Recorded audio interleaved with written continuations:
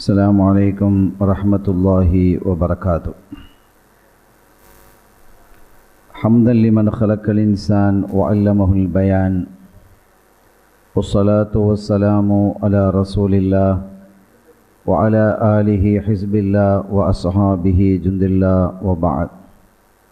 فقد قال الله تعالى في القرآن العظيم والفرقان المجيد: أعوذ بالله من الشيطان الرجيم، بسم الله الرحمن الرحيم، إن الدين عند الله الإسلام.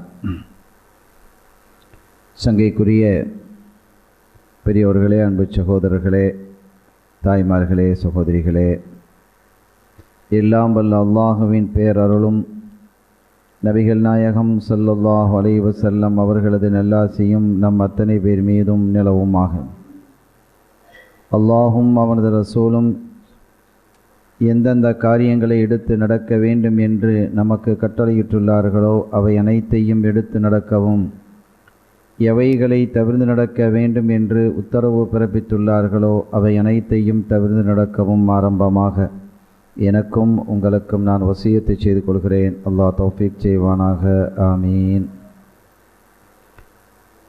சங்கைக்குரியவர்களே, இன்று ஹிஜ்ரி 1438 வருடத்தின் ரமதானுல் முபாரக் 3ஆம் நாள். நேற்றைய தினம் சையதுனா அய்யூப் அலைஹிஸ்ஸலாம் அவர்களுடைய வரலாறை நாம் பார்த்தோம்.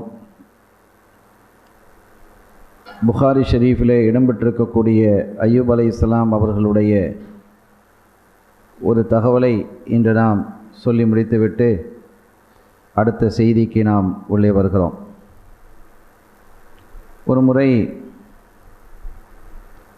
சையதுனா அய்யூப் அலைஹிஸ்ஸலாம் அவர்கள் குளித்து கொண்டிருந்தார்கள். அந்த சமயத்திலே மழை பெய்தது. மழை எப்படி பெய்கிறது என்று சொன்னால், தங்க வெட்டுக்கிளிகளாக மழை விழுது. தண்ணி விழலை, வெட்டுக்கிளியினுடைய சூரத்தில், தோற்றத்தில் தங்கமாக விழுகிறது, விழுந்துக்கிட்டே இருக்கு. அய்யூப் அலைஹிஸ்ஸலாம் அவர்களுக்கு அல்லாஹு தஆலா இந்த பிரச்சனைகளுக்கெல்லாம் பிறகு அளவிட முடியாத செல்வத்தை கொடுத்தான். மிகுந்த சோதனைகளை தந்து அந்த சோதனைகளில் எல்லாம் இவர்கள் வெற்றி கண்டதின் விளைவாக, பாக்கியமாக அல்லாஹு தஆலா மிகுந்த செல்வத்தையும், மக்கள் செல்வத்தையும், பொருள் செல்வத்தையும், உடல் ஆரோக்கியத்தையும், நிறைவான வளமான வாழ்வையும் அவர்களுக்கு வழங்கினான். அந்த வகையிலே வானத்திலிருந்து மழை பொழியுது. மழை தங்க வெட்டுக்கிளிகளாக பொழிந்த பொழுது இவங்க என்ன செஞ்சாங்க? எல்லாத்தையும் அள்ளுனாங்க. அவ்வளோத்தையும் அள்ளி அள்ளி போட்டாங்க. ஒரே ஒரு வெட்டுக்கிளி மட்டும் கீழே விழுந்தது. அதையும் விடலை, அதையும் தூக்கி எடுத்து போட்டுக்கிட்டாங்க. லட்சக்கணக்கான இதை துணியில் வேட்டி அவுழ்த்து என்ன செய்யப்படுது? அவ்வளோத்தையும் அள்ளி அள்ளி கொண்டு வரப்படுது. ஒரு வெட்டுக்கிளி கீழே விழுது. அப்போ அல்லாஹ் கேட்டான், அய்யூப் அலைஹிஸ்ஸலாத்து வஸ்ஸலாம், இவ்வளோ கோடி கோடி கோடி செல்வம் தந்திருக்கிறேன், ஒரே ஒரு வெட்டுக்கிளி கீழே விழுது, அதையும் போய் புறக்கி எடுக்கிறீங்களே அப்படின்னு கேட்டபோது, யா அல்லாஹ், உன்னுடைய ரஹ்மத் அதை இழக்கிறதுக்கு நான் விரும்ப இல்லை என்று அவர்கள் என்ன செய்தார்கள்? உன்னுடைய ரஹ்மத்தை இழப்பதற்கு யாருக்குத்தான் பிரியம் வரும்? அப்போ அல்லாஹ் கேட்டான், ஷபியத்த வேறு ஹதீதுகளில், வரலாறுகளில் வருது, சரி இவ்வளவு செல்வம் அது எல்லாம் தந்துட்டோம், போதுமாச்சா அப்படின்னு அல்லாஹ் கேட்குறான். உன்னுடைய ரஹமத்தை நீ தரும் பொழுது அதை போதும் நாங்கள் சொல்லுவோமா? நீ தந்துக்கிட்டே இருக்க வேண்டியதான், நாங்கள் எப்படி போதும்னு சொல்லுவோம்? நீ எவ்வளவு தந்தாலும் போதெல்லாம் சொல்ல மாட்டோம். நீ எவ்வளவும் தந்து கொண்டே இரு, நாங்கள் என்ன செய்ய மாட்டோம், போதும் என்று சொல்ல மாட்டோம் என்று அவர்கள் குறிப்பிட்டு காட்டினார்கள். அருமையான பெருமக்களே, இந்த அல்லாஹினுடைய ரஹமத்தின் மீது அவர்கள் ஆதரவு வைத்தவராக இருந்தார்களே தவிர அந்த பொருளின் மீது ஆசை என்று அவன் நினைக்கக்கூடாது. ஏன்னா பொருள் மீது ஆசை இல்லைங்கிறத அவங்க ஏற்கனவே அவர்களுக்கு வந்த சோதனையில் தெளிவுபடுத்தி காட்டிட்டாங்க. ஆக ஒரு பொருள் வீணாக போவது, கீழே விழுவதை அவர்கள் விரும்பவில்லை, அல்லாஹ்வினுடைய ரஹமத்தை இழப்பதை அவர்கள் விரும்பவில்லை என்று கருத்து தான் இப்படி தான் கொள்ளணும். ஹதீதை படிக்கிறது தான் இப்படி தான் விளக்கம் கொடுக்கணும். பார்த்தீங்களா, இவ்வளோ கொடுத்தும் கூட அந்த ஒரு சின்னதை கூட விடத்துக்கு ஆசை இல்லை, அவ்வளோ பேராசை அப்படின்னு பேசக்கூடாது. நபிமார்களுடைய விஷயத்தில் அப்படி பேசக்கூடாது. அதை நபிமார்கள் என்று வரும்பொழுது அதை எப்படி எடுத்துக்கொள்ள வேண்டும் என்ற ஒரு வழிமுறையை நமக்கு மார்க்கம் சொல்லித் தருகிறது. ஒரு உசூல் இருக்கு. உண்மையிலேயே அந்த பொருளின் மீது அவர்கள் ஆசைப்பட்டவர்களாக இருந்தால் எவ்வளவு பெரிய இழப்பை அவர்கள் சந்தித்தார்கள். அப்போ வருத்தப்பட்டிருக்கணுமா இல்லையா? போச்சேன்னு வருத்தப்படணும் இல்லை? அப்படி வருத்தப்பட்டாங்களா? அல்ஹம்துலில்லாஹ்னு இருந்தாங்களே. சோதனைகள் ஏற்பட்ட பொழுது அவங்க மனைவி கேட்டாங்க, என்ன நீங்கள் அல்லாஹ்விடத்தில் பிரார்த்தனை செஞ்சு இந்த சோதனையெல்லாம் நீங்கிறதுக்கு கேட்கக்கூடாதான்னு கேட்கும் பொழுது, 70 வருஷம் அல்லாஹ் நம்மளை நல்லா வச்சுருந்தானே, கொஞ்ச நாள் நீ இப்போ படக்கூடிய சிரமத்தை பொருட்படுத்த மாட்டேங்கிறியே, பொறுக்க மாட்டேங்கிறியேன்னு கேட்டாங்க. 70 வருஷம் நம்ம சோதனையில் கிடந்தாலும் சரிதான் என்று அவர்கள் குறிப்பிடுவதிலிருந்து அவர்களுடைய மனோ வலிமை, அவர்களுடைய அந்த ஈமானினுடைய உயர்வு நமக்கு விளங்குகிறதா இல்லையா? ஆக அந்த ஒன்றை வைத்துத்தான் நம்ம என்ன செய்யணும், மற்றதை பார்க்கணும். அதற்கு பிறகு அல்லாஹ் தஆலா அள்ளி கொடுக்குறான். அள்ளி கொடுக்கும் பொழுது ஒரே ஒரு வெட்டுக்கிளி கீழே விழுது, அதை போய் எடுக்கிறாங்க. என்ன இவ்வளோ தந்திருக்கிறேன்னு அதை போய் நீங்கள் எடுக்கிறீங்களே? அல்லாஹு தஆலா அய்யூப் அலைஹிஸ்ஸலாம் அவர்களை கேட்ட பொழுது, யா அல்லாஹ், உன்னுடைய ரஹ்மத்தை நான் இழப்பதற்கு விரும்பவில்லை என்று அவங்க என்ன செஞ்சாங்க, சொன்னாங்க.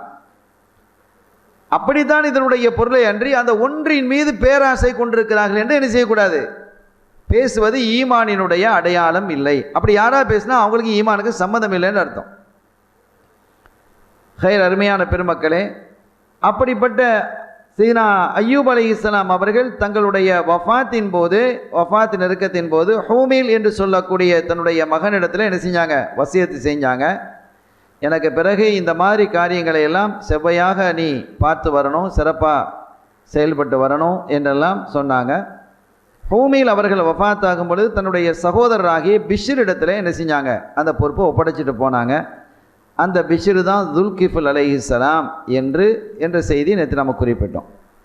இன்ஷா அல்லாஹ் என்று துல்கிஃபுல் அலைஹிஸ்ஸலாம் அவர்களுடைய வரலாற்றை நாம் பார்க்க இருக்கிறோம். அருமையான பெருமக்களே, சையதுனா அய்யூப் அலைஹிஸ்ஸலாம் அவர்களுடைய மகனார் தான் துல்கிஃபுல் அலைஹிஸ்ஸலாம் என்று ஒரு பரவலான ஒரு கருத்து, ஒரு மாற்று கருத்து இருக்கு. துல்கிஃபுல் அலைஹிஸ்ஸலாம் அவர்கள் அய்யூப் அலைஹிஸ்ஸலாம் அவர்களுடைய மகனார் தான். அவர்களுடைய இயற்பெயர் பிஷ்ர் என்று ஒரு செய்தியை நாம் பார்க்கிறோம்.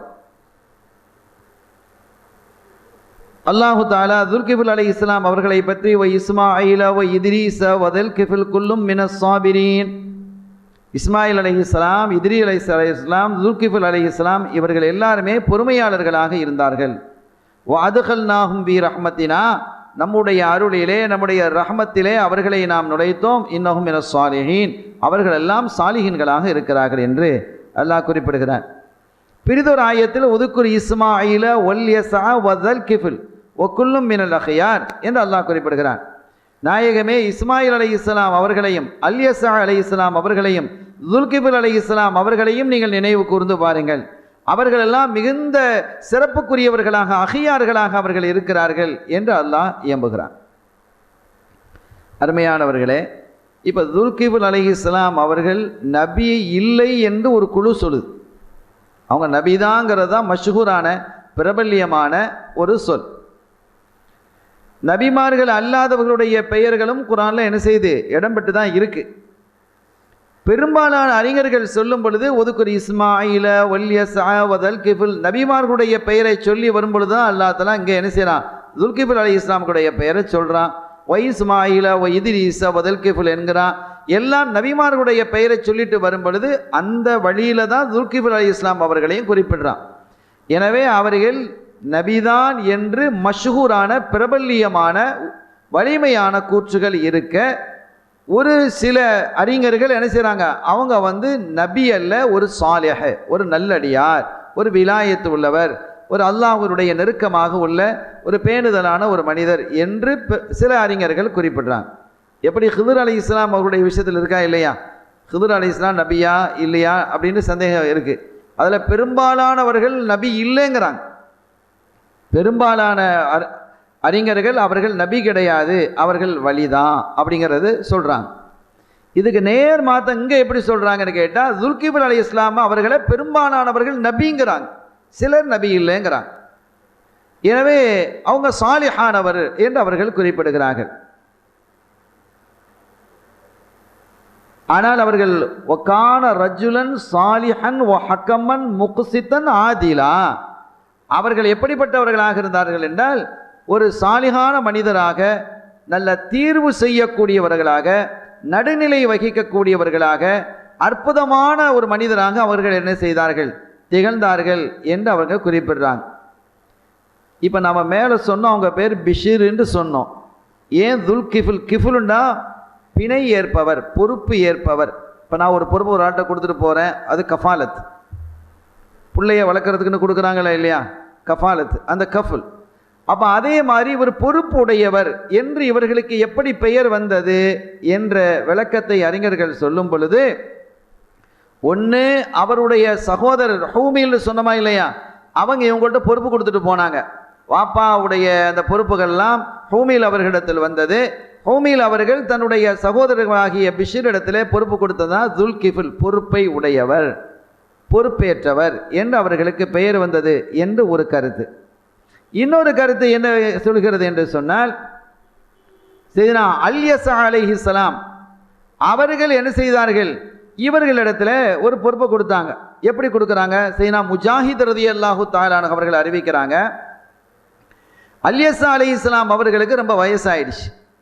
ரொம்ப வயசான போது அவங்க மக்களை எல்லாம் திரட்டினாங்க. எல்லாரையும் கூப்பிட்டு சொன்னாங்க, லவ் அன்னி இஸ்தக்லஃப்து ரஜுலன் அலன் நாசி யஅமல் அலைஹிம் ஃபி ஹயாத்தி ஹத்தா அந்துர கைஃப யஅமல்.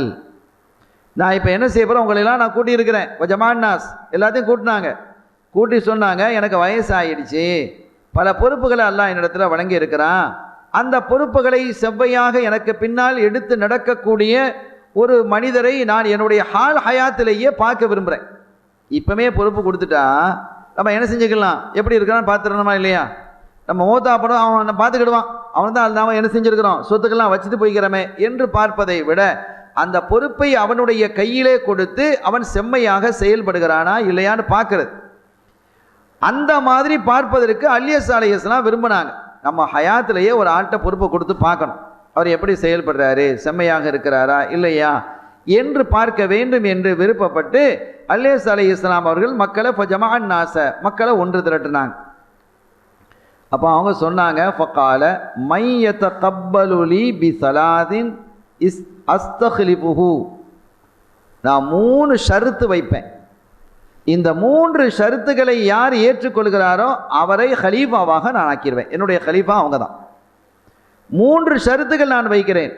இந்த 3 ஷர்த்துக்களை ஏற்று நடப்பதாக யார் வாக்களிக்கிறாரோ அவரை நான் என்னுடைய அஸ்தக்லிஃபுஹு, அவரை நான் என்னுடைய ஹலீஃபாவாக ஆக்குவேன் அப்படின்னு சொல்லிட்டு, அந்த 3 ஷர்த்து என்ன? யஸூமுன் நஹார், பகலெல்லாம் நோன்பு பிடிக்கணும்.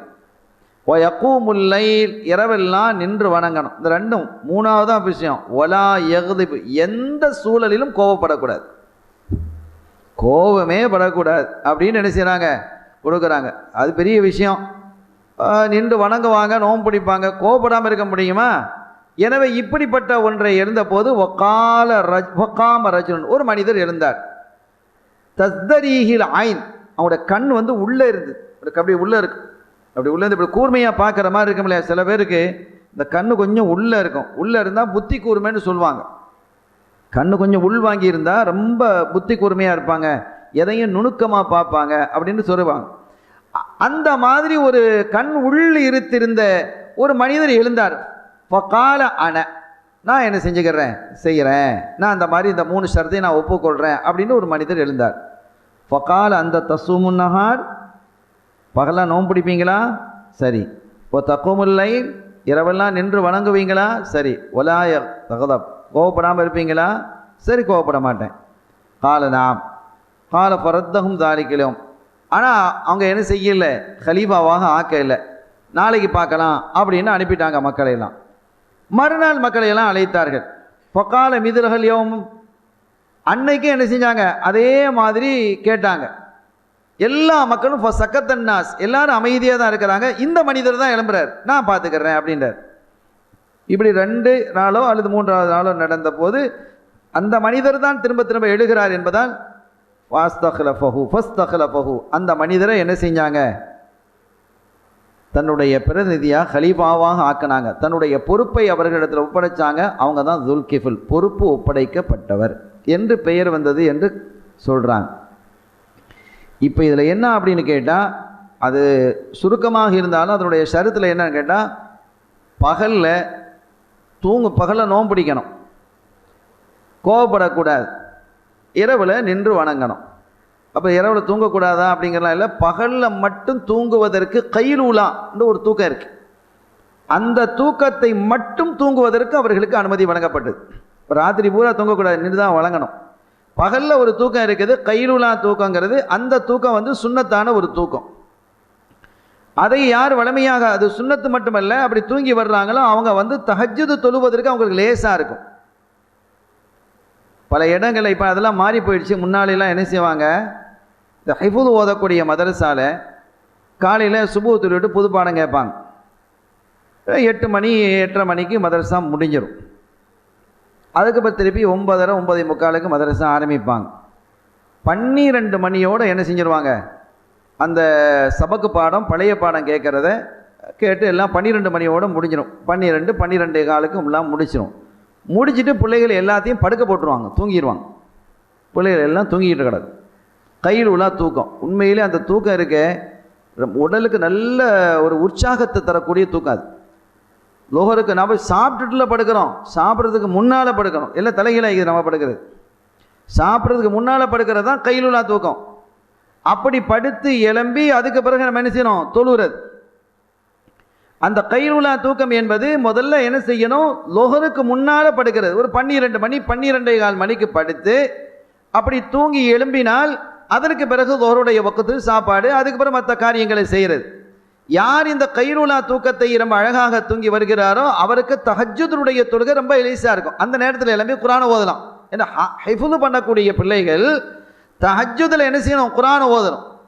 அப்போ அது நல்ல ஞாபக சக்தியை தரக்கூடிய நேரம், அது சிந்தனையெல்லாம் ஒழுங்காக இருக்கக்கூடிய நேரம் அது. எனவே அப்படிப்பட்ட அந்த நேரத்தில் அந்த கைலுலா தூக்கங்கிறது ரொம்ப முக்கியம். ஸல்லல்லாஹு அலைஹி வஸல்லம் தூங்கி வந்திருக்கிறாங்க. நல்ல ஃப்ரெஷ்ஷாக இருக்கும், உடம்புலாம் நல்ல ராகத்தாக இருக்கும். பகல்லையும் சுறுசுறுப்பாக இருக்கும், நைட்டில் எலும்பி இபாதத்து செய்கிறதுக்கும் இருக்கும். இப்போ பெரும்பாலான மதரசாக்கள் இல்லை. நான் இடையில ஒரே ஒரு தடவை ஒரு கும்பகோணத்துக்கு ஒரு நிகழ்ச்சிக்காக போயிருந்த பொழுது அங்கே ஒரு இடத்துல நமக்கு விருந்துக்கு சொல்லியிருந்தாங்க.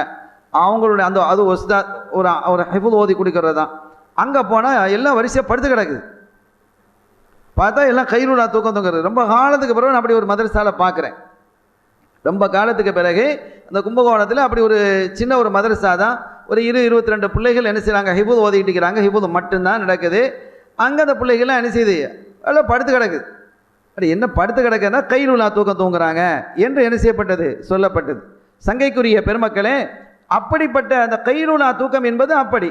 செய்தனா துல்கிஃபில் அலைஹிஸ்ஸலாம் அவர்களுக்கு ஷர்த்து விதிக்கப்பட்டது, கைலுலா தூக்கம் மட்டும் நீங்கள் தூங்கலாம், வேற தூக்கம் தூங்கக்கூடாது. இரவிலும் தூங்கக்கூடாது, பகலிலும் தூங்கக்கூடாது. பகல் முழுவதும் நோன்பு பிடிக்கணும், ராத்திரி பூரா நின்று வணங்கணும், எந்த சூழலிலும் கோபப்படக்கூடாது என்று அவர்களுக்கு என்ன செய்யப்பட்டது, சொல்லப்பட்டது. இப்போ அதை ஒத்துக்கிட்டாங்க. ஒத்துக்கிட்டு இப்போ அந்த பணியை அவங்க செய்ய ஆரம்பிச்சிட்டாங்க. அலியஸ் அலைஹிஸ்ஸலாம் பார்க்குறாங்கல்ல, அவங்க இருக்கிறாங்க, ஹயாத்தாக இருக்கிறாங்க, இருக்கவே இந்த நபர் சரியாக செய்கிறாரான்னு பார்க்குறாங்க. இப்போ அவன் என்ன ஷைத்தான் இப்லீஸ் அவனுடைய வேலையை ஆரம்பிக்கிறான். இவரை கோபத்தை ஊட்டிடணும்.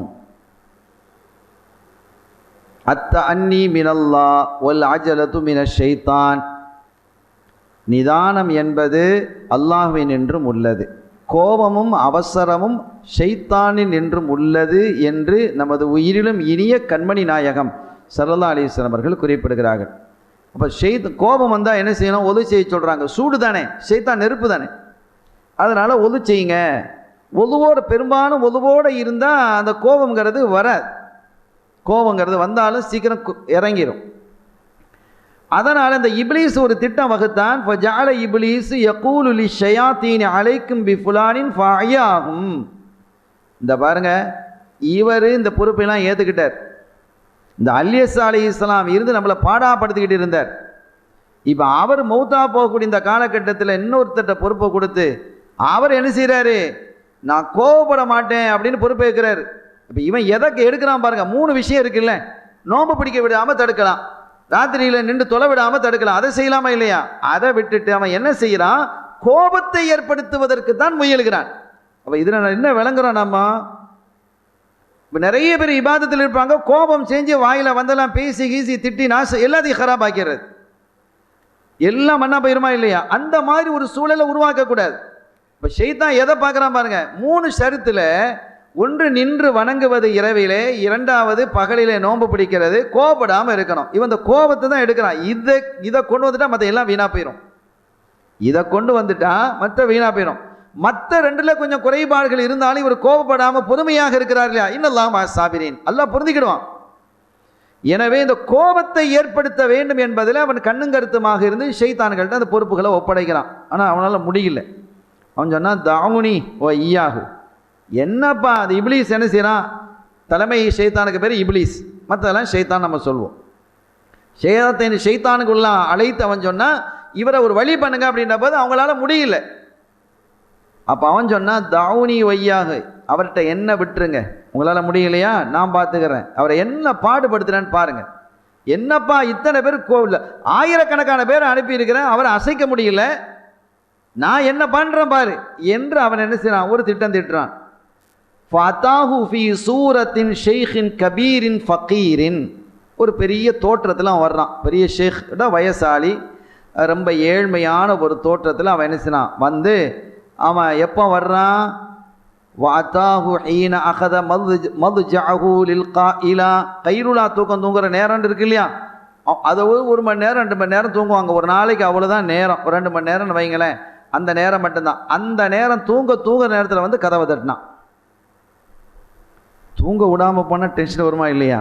இந்த தூக்கத்தை மாதிரி கெடுக்கிறதுல ஏற்படக்கூடிய டென்ஷன் மாதிரி வெறும் இருக்காது. சில பேர் தூங்கிக்கிட்டு இருக்கிற அழப்பை நீங்கள் எழுப்பிங்க, சில பேர் பயப்படுவாங்க, அவனை நான் போய் எழுப்ப மாட்டேன்பாங்க, தரப்பு விழுந்துடும், சாத்திடுவாங்க. அந்த மாதிரிலாம் நடக்கும். ஏன்னா தூக்கம் அத்தகையது. அல்லாஹ் தஆலா தூக்கத்தை ஒரு பெரிய சுபாத்தாக, நல்ல ஒரு களைப்பு நீங்கக்கூடிய மருந்தாக அல்லாஹ் தந்ததாக குர்ஆனில் சொல்கிறான். தூக்கம் இல்லாமல் போனால் நோய்கள் அதிகமாகிடும். சில பேர் இருக்கிறாங்க, படுத்துட்டா உடனே தூங்கிடுவாங்க. சில பேருக்கு மாத்திரையை போட்டு தான் தூங்கணும், தூக்க மாத்திரை போட்டால் தான் தூக்கம் வரும். சில பேர் அதை சிந்திச்சு இதை சிந்திச்சு 1 மணி நேரம் 2 மணி நேரம் போய் தூங்கும். இந்த மாதிரி இருக்கும். நம்முடைய மாணவர்களில் ஒருத்தர், நாம் ஒரு நாள் அவர் நம்மளோட இருந்தார். அப்போ அந்த புக்குகள் கிதாபுகள் படிக்கிறத இரவு நேரத்தில் கொஞ்சம் படிக்கிறது உண்டு. எப்படி படிக்கிறீங்க அப்படின்னு கேட்டார். எப்படி படிக்கிறேன்னு, என்னடா இது படிக்கிறோம், தூக்கம் வரும்போது மூடி வச்சுட்டு தூங்குவோம் அப்படின்னு சொல்லும்போது எனக்கு பெரிய ஒரு ஆச்சரியமாக இருக்குது. நானும் இதை போல் முயற்சி செஞ்சுக்கிட்டே தான் இருக்கிறேன், இத்தனை வருஷமாக முயற்சி செய்கிறேன். நான் என்ன செய்வேன்னு கேட்டால், பெட்டில் படுத்துட்டா தலையை வச்சுட்டா போதும் உடனே தூங்கிடுவேன். 5 செகண்ட்லாம் கிடையாது. எந்த அளவிற்குன்னு சொன்னால், ஒரு நாள் கங்கணம் கட்டி கொண்டு ஒரு பக்கமாவது படிக்கணும், புக்கு படிக்கணும்னு சொல்லி ஒரு நல்ல கிதாப், நல்ல வரலாற்று புக்கை எடுத்து, அழகான புக்கு, அதை எடுத்து நான் கையில் வச்சுருந்தேன். வச்சு இந்த ஒரு பக்கமாவது படிக்காமல் படுக்கக்கூடாது என்று உறுதியோடு நினைச்சிங்க இருந்தேன். எனக்கு என்ன நடந்ததுன்னு எனக்கே தெரியாது. நான் முழிச்சு பார்க்குறேன், நான் படிக்கலாம் இல்லை, புக்கை திறந்து அப்படி என்னுடைய நெஞ்சில் வச்சுட்டு அப்படியே படுத்துட்டேன், தூங்கிக்கிறேன். அப்படி புக்கை திறந்துருக்கிறேன், அது மட்டும் தெரியுது, புக்கை திறந்தது மட்டும்தான் தெரியுது, படிக்கையில் தூங்கிக்கிறேன். அல்லாஹ் தந்த ஒரு பெரிய நியாமத்தா இல்லையா? அப்போ நான் சொன்ன, தம்பி இது உனக்கு தந்த ஒரு அல்லாஹ் தந்த ஒரு பெரிய நியாமத். சில பேர் பல சிந்தனைகளையும் மாத்திரையும் போட்டுக்கிட்டு அசை போட்டு தூங்கக்கூடிய இளமையில் அல்லாஹ் தந்திருக்கக்கூடிய நியாமத்தை அழகான முறையில் பயன்படுத்துங்க என்று நாம் சொன்னோம். அருமையானவர்களே, இந்த தூக்கத்தை கெடுக்கிறதுங்கிறது ஒரு பெரிய ஆபத்தான விஷயம். எனவே இந்த நேரத்தை அவன் தேர்ந்தெடுக்கிறான், ஏன்னா கோபத்தை ஏற்படுத்தணும் அப்படிங்கிறதுக்காக வேண்டி நேராக போகிறான். எப்படி போகிறான்? ஃபி சூரத்தின் ஷேഖின் கபீரின் ஃபகீரின், ஒரு ஏழ்மையான வயது முதிர்ந்த ஒரு பெரிய தோற்றத்தில் போய் கதவை தட்டுறான். ஒக்கான லாயனாமு லைல ஒன்னஹார இல்லா தில்க நௌமா, அந்த துல்கிபில் அலைஹிஸ்ஸலாம் அவர்கள் இரவுலையும் தூங்க மாட்டாங்க, பகலையும் தூங்க மாட்டாங்க, அந்த கைலுலா தூக்கத்தை தவிர வேற எந்த தூக்கம் கிடையாது. அதான் அவங்களுக்கு ஷர்த்து. ஃபதக்கல் பாபா, போய் டமாண்டு கதவை தட்டினான். ஃபகால மன்ஹாதா, யாருப்பா? கால ஷேഖுன் கபீருன் மதுலூமுன், அநீதம் இழைக்கப்பட்டு உங்க வாசல்ல வந்து நிற்கக்கூடிய பெரிய ஃபக்கீரான ஒரு ஏழ்மையான ஒரு கிழவன். திறந்து பார்க்குறாங்க, ஒரு கிழவன் நின்றுக்கிட்டு இருக்கிறான், ரொம்ப ஏழ்மையான தோட்டத்தில். என்னப்பா, என்ன ஆச்சு? இன்ன பைனி வ பைன கௌமி ஹுசூமா, எனக்கும் என்னுடைய சமூகத்துக்கும் இடையில சில பிரச்சனைகள் ஏற்பட்டது. இப்போ இன்னகும் வலமூனி, அவங்க எனக்கு அநீதம் இழைத்து விட்டார்கள். அப்படி செஞ்சிட்டாங்க, இப்படி செஞ்சிட்டாங்க, அதுவா இதுவா அப்படியா இப்படியா நிறைய பேசுகிறான். 2 நிமிஷம் பேச வேண்டிய விஷயத்த 2 மணி நேரம் விரிப்பாங்களா இல்லையா? அட சில சமயங்களில் இந்த விவகாரங்கள்னு வரும். 2 நிமிஷம் அல்ல ஒரு 10 நிமிஷம் பேசலாம். 10 நிமிஷம் அந்த செய்தி சொல்லலாம். கேட்டிங்களா அனுப்பிச்சா அப்படின்னு ஆரம்பிப்பாங்க. ஆஹா இன்றைக்கி அவ்வளோதான், மற்ற வேலைகள்லாம் போச்சு அப்படின்னு முடிவு செஞ்சிடும். கேட்டிங்களான்னு ஆரம்பித்தாலே அவ்வளோதான். கடைசி ஆரம்பித்து பேசுவாங்க. கடைசியில் விஷயம் என்ன அப்படிங்கிற இதை கொஞ்சம் கேளுங்களேன், நான் சப்ஜெக்ட்டுக்கு பின்னால் சொல்கிறேன் அப்படின்ட்டு வேற சொல்லுவாங்க. சப்ஜெக்டை பின்னால் தான் சொல்ல போகிறாராம், இதெல்லாம் கேட்க சொல்கிறார். இதெல்லாம் நிறைய நடக்கும். இதை மாதிரி அப்போ எவ்வளோ பொறுமை தேவை. இப்போ அதெல்லாம் உண்மையிலேயே அந்த மாதிரி இடங்களில் பொறுமையாக இருக்கிறது பெரிய ஒரு இபாதத். ஷைத்தானுக்கு பிடிக்காத ஒரு விஷயம். இவங்க எல்லாத்தையும் இப்படி கேட்டுக்கிட்டே இருக்கிறாங்க. அவங்கள மாதிரி நாம் கேட்டுக்கிட்டு இருக்க முடியுமா? கைலூலாவுடைய நேரம் போகிற வரைக்கும் அப்படியே என்ன பேசி முடிச்சுட்டு அதுக்கு பிறகு இதுதான் விஷயம் அப்படின்னு சொல்கிறான். அப்போ அவங்க சொன்னாங்க, சரிப்பா சாயந்தரம் மக்களுக்கு தீர்ப்பு சொல்வதற்காக நான் உட்காருவேன் இல்லையா, அப்போ வா. அப்படி இல்லை நாளை காலையில் தீர்ப்பு சொல்வதற்காக பிரச்சனைகளை மக்களை பிரச்சனை தீர்க்கிறதுக்காக நான் உட்காருவேன், அந்த சபையில் உட்காரும்போது நீ வா, நான் உனக்கு உண்ட பிரச்சனை என்னங்கிறத கேட்டு அவங்களையும் அழைச்சி நம்ம ஒரு தீர்வு செய்வோம்னு சொன்னதும் சரின்னு இவன் போயிட்டான். சாயந்தரம் அவங்க இப்போ தூக்கம் போயிடுச்சு, தூக்கம் இல்லை. சாயந்தரம் வந்தால் அவன் வரல. அவன் எப்படி வருவான்? அடுத்த நாள் காலையிலையும் வரல. இவங்க எதிர்பார்க்குறாங்க. ஆனால் அந்த எங்கே எந்துரு ஹல்யார ஷேக் வலம் யரஹு, அவர் வந்திக்கிறாரா, அந்த பெரியவர் வந்திக்கிறாரா அப்படின்னு அப்படி பார்க்குறாங்க. பார்த்தா ஆளை காணோம். ஆளை காணையில் அப்படின்றதும் மாலையும் முடிந்தது. அடுத்த நாள் காலையினுடைய மஜ்லிஸும் முடிஞ்சு இனி என்ன தூங்கக்கூடிய நேரம் வருது. தூங்க நேரம் போய் உட்காந்து எல்லான்னு படுக்கிறாங்க. வந்து கதவை தட்டுறான், தமாண்டு கதவை தட்டுறான். எலம்பி வந்து பார்த்தா அந்த பேர் நிற்கிறார். அடி என்னப்பா உன்னை நேற்று நான் சொல்லியிருந்தேனே, நேற்று அசரில் சொன்னேனே, நேற்று அசர்லையும் வரலையே, இந்த காலையில் வந்திருக்கலாம், காலையிலையும் வரலையே, என்ன ஆச்சு? அது ஏன் கேட்குறீங்க? எங்களுடைய கூட்டம் இருக்குதே ஆக கேவலமான கூட்டம். எப்படின்னு கேட்டால், நீங்கள் வந்து இந்த சபையில் வந்து உட்காரும் பொழுது ஃபகால இன்னஹும் அஹ்பது கௌமின் இதா அரபு அன்னக காயிதுன் காலு நஹ்னு நுஅதீக ஹக்கக வைதா கும்த ஜஹதூனி. நீங்கள் அந்த சபையில் உட்காரக்கூடிய சமயத்தில் கூப்பிட்டு அனுப்பிடுவீங்களா இல்லையா? சொன்னதும் நீங்கள் உட்கார்ந்துருக்கிறீங்கிற அந்த டைம் வந்த உடனே அவனை என்ன செய்கிறானுவோ, சரிப்பா உன்னுடைய ஹக்கெல்லாம் நாங்கள் தந்துடுறோம்ப்பா, உன்னோட ஹக்கை நாங்கள் எடுத்துகிட்டு வந்தான், அதெல்லாம் உன்னுடைய என்னென்ன பார்த்து நான் கணக்கு பார்த்து என்ன செஞ்சிருவோம், தந்துடுவோம் அப்படின்னு சொன்னானோ. சரி அப்போ நம்ம போகல இருக்கு, நான் இருந்துட்டேன். நீங்கள் அந்த சபையிலேருந்து இளம்பிட்டீங்களா? தர முடியாதுங்கிறான். எவ்வளவு கேவலமானவனாகிறான்னு பார்த்தீங்களா? இது இப்படி ஒன்றுமே நடக்க இல்லை. இவனாக கற்பனை பண்ணி அவங்களுக்கு கோபத்தை உண்டாக்குறதுக்கு செய்கிறான். இது அவ்வளோத்தையும் கேட்டுக்கிட்டு இருக்கிறாங்க. கேட்டு அது நிறைய விளக்கம் சொல்கிறான். அவன் நிறைய தஃப்சீர் செஞ்சு விளக்கம் சொல்லி எல்லாம் முடிந்ததற்கு பிறகு கைலூலுடைய நேரம் போயிடுச்சு. 2வது நாள் முடிஞ்சுது. சரி பரவாயில்லை, நீ போ, நாளை காலையில் வா, நாளை காலையில் நான் உட்கார்ந்துருக்கும் போது நீ வா, அவங்க என்ன சொன்னாலும் பரவாயில்லை, நீ வந்திருப்பா, நான் பார்த்துக்கிறேன் அப்படின்னு என்ன செஞ்சாங்க, சொல்லி அனுப்புகிறாங்க. இவனும் போயிட்டான். போய் 3வது நாள் வரல. அவன் எங்கே வரப்போகிறான்? இவர்கள் 3வது நாள் மஜ்லிஸ் முடிந்து கைலூலாவுக்கு செல்லும் பொழுது அவங்க சொன்னாங்க, தன்னுடைய பணியாளரை கூட சொன்னாங்க, இந்தப்பா என்னுடைய 2 நாளை நான் தூங்க இல்லை, இந்த ஒரு கிழமை வந்து இந்த மாதிரி பிரச்சனை சொல்லிட்டு போனதுனால என்னால் தூங்க முடியாமல் போச்சு. கடந்த 2 நாட்கள் 2.5 நாட்கள் அறவே தூங்காமல் இருந்ததன் காரணத்தினால் என்னை அழுத்துகிறது, கடுமையாக அழுத்துகிறது. அது வேறு பிரச்சனைகளை கொண்டு வந்துடக்கூடாது. எனவே நான் கொஞ்சம் தூங்குறேன், யாரையும் என்ன செய்யாதீங்க, உள்ளே அனுப்பாதீங்க, கதவை வந்து தட்டுறதுக்கு யாருக்கு நீங்கள் அனுமதிக்காதீங்க, நம்ம என்ன யாராக இருந்தாலும் நான் தூங்கி முடிஞ்சதுக்கு பிறகு பார்த்துக்கிடலாம் அப்படிங்கிறத பொறுப்பு கொடுத்துட்டு என்ன செஞ்சிட்டாங்க, தன்னுடைய பணியாளர்கள்ட்ட அதை பொறுப்பு கொடுத்துட்டு அவங்க போய் படுத்துட்டாங்க.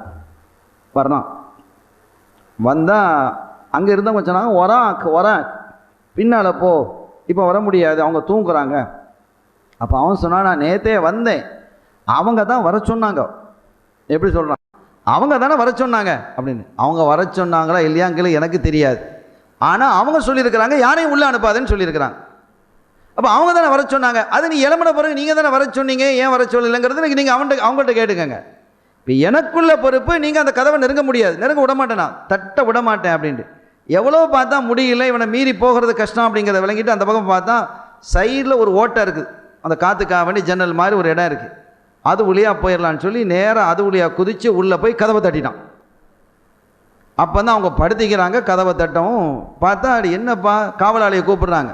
என்னப்பா நான் கூப்பிட்டுருந்தேனே, உனக்கு இவ்வளோ பொறுப்பை தந்திருக்கிறேன், இவர் வந்து எப்படி வந்தார், இவர் ஏன் உள்ளே அனுப்புனீங்க அப்படின்னு கேட்குறாங்க. நிதானமாக தான் கேட்குறாங்க.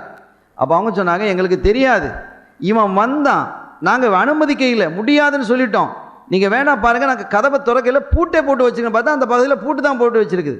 நீ எப்படிப்பா வந்தா நீ அப்படின்னு கேட்டால், நான் அந்த பின்புற வாசல் வழியாக மேலே ஒரு ஓட்டை இருந்து அது வழியாக ஏறி குதித்து வந்தேன் அப்படின்னு அவன் சொல்கிறான். அப்போ அவங்க விளங்கிக்கிட்டாங்க, அந்த அதுவுல்லா, நீ அல்லாவுடைய எதிரி இப்லீஸ் தானே அப்படின்னு கேட்கும்போது, ஆமாம், எதுக்கு இந்த அநியாயம் பண்ணுற நீ என்று கேட்கும்பொழுது, உங்களுக்கு கோபத்தை ஏற்படுத்துவதற்காக நான் முயற்சித்தேன். எப்படியாவது உங்களுடைய பணி, நீங்கள் ஏற்றுக்கொண்டிருக்கக்கூடிய பணியிலிருந்து நீங்கள் விடுபட்டு போயிடணும். ஏன்னா அதன் மூலமாக எவ்வளோ ஹிதுமாத்துகளை நீங்கள் செஞ்சுக்கிட்டு இருக்கிறீங்க. அந்த காலத்தில் இப்லீஸ் சில விஷயங்களையும் சொல்லிடுவான். அந்த இப்லீஸ் என்ன செய்வான், நபிமார்களை சந்திக்கும் போது, நல்லடியார்களை சந்திக்கும் போது சில விஷயங்களை அவன் பேசுவான். அப்படி பேசக்கூடிய அடிப்படையில் அவன் சொன்னான், நான் எப்படியாவது உங்களை கோபப்படுத்திடணும் பார்த்தா, அசமக்கல்லாகும் இன்னி, அல்லாஹ் தஆலா என்னை விட்டு உங்களை பாதுகாத்துட்டான். நான் எவ்வளோ போட்டு பார்த்தேன், எல்லா விஷயங்களிலும் நீங்கள் பொறுமையாக இருந்து கொண்டீர்கள் என்று அவன் சொல்லிவிட்டு, அவன் தோற்றதை அங்கீகரித்து விட்டு அவன் போனான். ஆக இப்படி அவர்கள் கொடுக்கப்பட்ட பொறுப்பை செம்மையாக செய்ததின் காரணத்தினால் அவர்களுக்கு துல் கிஃபுல், பொறுப்பை உடையவர், பொறுப்பை செம்மையாக செயல்படுத்தக்கூடியவர் என்று அவர்களுக்கு பெயர் வந்தது. அதுபோல் ஒரு நாளைக்கு 100 ரக்காத்துகள் ஸல்லல்லாஹு அலைஹி வஸல்லம் சொன்னாங்க, ஒரு நாளைக்கு 100 ரக்காத்துகள் அவர்கள் தொழக்கூடிய, அந்த இரவில் நின்று வணங்கனோடு பொறுப்பெடுத்தாங்களா இல்லையா, அதில் 100 ரக்காத்துகள் தொழ வேண்டும் என்று அந்த பொறுப்பு இருந்தது. அந்த பொறுப்பை அவர்கள் ஃபதகஃபல லஹு துல் கிஃபுல் மின் பஅதிஹி யுஸல்லி குல்ல யௌமின் மிஅத்த ஸலாத்தின், 100 ரக்காத்துகள் இல்லை, 100 தொழுகை. அப்போ 100 தொழுகைங்கும்போது குறைஞ்சது 2 ரக்காத்துனாலும் 200 ரக்காத்து ஆகும். அப்படி பொறுப்பேற்றுக்கொண்டு அதை செம்மையாக செய்து வந்ததின் காரணத்தினால் அவர்களுக்கு துல் கிஃபுல் என்று ஒரு பெயர் வந்தது என்று ரசூல் ஸல்லல்லாஹு அலைஹி வஸல்லம் அவர்கள் மிம்பரிலே சொல்வதற்கு நான் கேட்டிருக்கிறேன் என்று சையதுனா அபூ மூஸா அஷ்அரி ரலியல்லாஹு தஆலா அவர்கள் இயம்புகிறார்கள். அருமையானவர்களே, ஆக இத்தகைய சிறப்பு வாய்ந்த துல்கிஃபுல் அலைஹிஸ்ஸலாம் அவர்கள் நபிதான் என்று பெரும்பாலான அறிஞர்கள் குறிப்பிட்டாலும் கூட, ஒரு சில அறிஞர்கள் அவர்கள் நபி அல்ல, ஒரு சாலிஹான மனிதர் என்று என்ன செய்கிறார்கள், குறிப்பிடுகிறார்கள் என்ற அளவிற்கு இந்த வரலாற்றை நாம் பார்த்திருக்கிறோம். அருமையானவர்களே, அதற்கு அடுத்து அஸ்ஹாபுர் ரஸ், குர்ஆன்ல அல்லாஹ் சொல்கிறான், வஆதம் வ சமூத வ அஸ்ஹாபர் ரஸ்ஸி வ குரூனம் பைன ஸாலிக கதீரா வ குல்லன் தரப்னா லஹுல் அம்சால வ குல்லன் தப்பர்னா தத்பீரா என்று அல்லாஹ் குறிப்பிடுகிறான். அப்போ நாம் பல சமூகங்களை அழித்திருக்கிறோம், தண்டித்திருக்கிறோம். ஆது சமூகத்தை தண்டித்திருக்கிறோம், சமூது சமூகத்தை தண்டித்திருக்கிறோம். அஸ்ஹாபு ரஸ், கிணற்று வாசிகள், ரஸ் என்ற கிணறு, கிணற்று வாசிகளை நாம் தண்டித்திருக்கிறோம். குரூனம் பைனதாலிக், அதற்கு இடையிலே பல நூற்றாண்டுகள் சம்பந்தப்பட்ட பல மனிதர்களை நாம் என்ன செய்திருக்கிறோம், பல கவும்களை நாம் அழித்திருக்கிறோம், தண்டித்திருக்கிறோம். உக்குல்லம் தரபனா லஹுல் அம்சால், அவர்களுக்கெல்லாம் நாம் என்ன செய்திருந்தோம், அழகான முன்மாதிரிகளை, சான்றுகளை, ஏக இறைவன் தான், ஒருவன் தான், அவனை தான் வணங்கணும் என்பதற்கான சான்றுகளை எல்லாம், அத்தாட்சிகளை எல்லாம், உதாரணங்களை எல்லாம் நிறைய வழங்கி இருந்தோம். ஆனால் அவர்கள் அனைத்தையும் நிராகரித்தின் காரணத்தினால் அவர்களை எல்லாம் நாம் அழித்து விட்டோம் என்று அல்லாஹ் தஆலா குறிப்பிடுறான். அந்த அழிக்கப்பட்ட கவும்களில் ஒன்றுதான் அஸ்ஹாபுர் ரஸ் என்று குர்ஆன் சொல்லக்கூடிய இந்த வரலாறு. ஏன்னா அவங்களே நபிமார்கள் வந்திருக்கிறாங்க, நபிமாருடைய வரலாறு தான் பேசுகிறோம், அங்கேயும் ஒரு நபி இருக்கிற நம்ம சொல்ல வர்றோம். ஹதூர் உண்டு ஒரு இடம், ஹதூர், அந்த ஹதூருங்கிற இடத்துல வசித்தவர்களுக்கு தான் அஸ்ஹாபுர் ரஸ். இந்த அஸ்ஹாபுர் ரஸ்னா கிணற்று வாசிகள் என்று அல்லாஹ் குர்ஆன்ல சொல்கிறான். இந்த கிணற்று வாசிகள் ஏன் கிணறு அப்படிங்கிற அந்த விளக்கத்தை நம்ம சொல்ல இருக்கிறோம். அஸ்ஹாபுர் ரஸ் என்ற இந்த கிணற்று வாசிகள் வசித்த இடம் எது என்றால் ஹதூருங்கிற ஒரு பகுதியில் இருந்தாங்க. ஃபபஅதல்லாஹு இலைஹிம் நபியன், அல்லாஹ் தஆலா அவர்களிடத்தில் ஒரு நபியை அனுப்பினான். யுகால் லஹு ஹந்தலத்து பின் ஸஃப்வான் அலைஹிஸ்ஸலாம். அந்த நபியின் பேர் ஹந்தலா. 1,24,000 நபிமார்கள் வந்திருக்கிறாங்க, 313 முர்சலான நபிமார்கள், அவங்க 1,24,000. நமக்கு தெரிஞ்சதுங்க பேர்களை பார்த்தான்னு சொன்னால் ஒரு 20 குர்ஆனில் 25 நபிமார்கள் பேர் வருது. மிஞ்சி போனால் கூட ஒரு 5 பேர் நமக்கு என்ன செஞ்சுருக்கலாம், தெரிஞ்சிருக்கலாம். எல்லாருடைய பேரையும் நம்ம அறிந்திருக்க முடியல. அப்படிப்பட்ட ஒரு நபிமார்களில் நம்ம அறிந்திருக்கக்கூடிய பேர்களை பொழுது ஹன்லலா அலைஹிஸ்ஸலாம், நபி ஹன்லலத் இப்னு சஃப்வான் அவங்களுடைய பேர். இதெல்லாம் நமக்கு ஒரு புதிய பேராக இருக்கலாம், சில பேர் கேட்டும் இருக்கலாம். அத்தகைய ஒரு நபி ஹன்லலத் இப்னு சஃப்வான் ரதியல் அலைஹிஸ்ஸலாம் அவர்களை என்ன செய்யறான் அல்லாஹ் தஆலா அந்த அஸாபு ரஸ் என்று சொல்லக்கூடிய கிணற்று வாசிகளுக்கு நபியாக அல்லாஹ் அனுப்புகிறான். ஃபகذبூஹு வகதலூஹு, அவங்க என்ன செஞ்சாங்கன்னு கேட்டால் அந்த நபியை பொய்ப்படுத்தினது மட்டும் இல்லாமல் கொலையும் செஞ்சிட்டாங்க. அப்படி கொலை செஞ்சதுனால் அல்லாஹ்வினுடைய வேதனை அவர்கள் மீது இறங்கியது என்பதுதான் இந்த வரலாற்றினுடைய சாராம்சம். இந்த வரலாற்றை நம்ம படிக்க சொல்ல இருக்கிறோம். ஹன்லலத் இப்னு சஃப்வான் அலைஹிஸ்ஸலாம் அவருடைய வரலாறை நம்ம பேச இருக்கிறோம். ஆனால் இந்த இதனுடைய சாராம்சம் என்னவென்றால் அஸ்ஹாபு ரஸ் என்பவர்கள் ஹதூர் என்ற இடத்துல இருந்தாங்க. அவர்களுக்கு ஹன்லலத் இப்னு சஃப்வான் என்ற நபியை அல்லாஹ் அனுப்பினா, அந்த நபியை இவர்கள் பொய்யாக்கி கொலையும் செய்ததன் காரணத்தினால் அல்லாஹ் அவர்களை அழித்தான். இதுதான் இந்த வரலாற்று சுருக்கம் சாராம்சம். அப்படி ஃபசார ஆத் இப்னு அவுஸ் இப்னு இரம் இப்னு சாம் இப்னு நூஹ் பிவலதிஹி மினர் ரஸ், சையதுனா நூஹ் அலைஹிஸ்ஸலாம் அவர்களுடைய மகனார் சாம், அவர்களுடைய மகன் இரம், அவர்களுடைய மகன் அவுஸ், அவர்களுடைய மகன் ஆத்.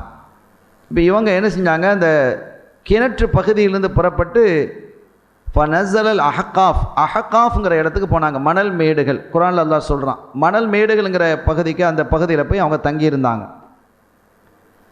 வஹலக்கல்லாஹு அஸ்ஹாபர் ரஸ்ஸி, அல்லாஹ் தஆலா அஸ்ஹாபர் ரஸ் என்று சொல்லக்கூடிய கிணற்று வாசிகளை அல்லாஹ் என்ன செஞ்சான், அழிச்சிட்டான். இவங்களும் அங்கே தான் இருந்தாங்க.